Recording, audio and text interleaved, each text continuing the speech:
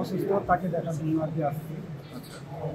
দেখতে পাইছি যে অসুস্থ, জানার পরেই আর কি ঘুরে আসছি দেখার জন্য। ওনার অনেক ভালোবাসেন, অনেক ভক্ত, তার জন্য ওনার দেখার জন্য আসছে। এখন চাষি উনি যাতে দ্রুত সুস্থ হয়ে যায়। আমি বাকি দেখতে আসছি। এখন কি অবস্থা জানো? ইনশাল্লাহ সুস্থ আছে, তাড়াতাড়ি যেন সুস্থ হয়ে আবার মাটি শিখতে পারে। হ্যাঁ,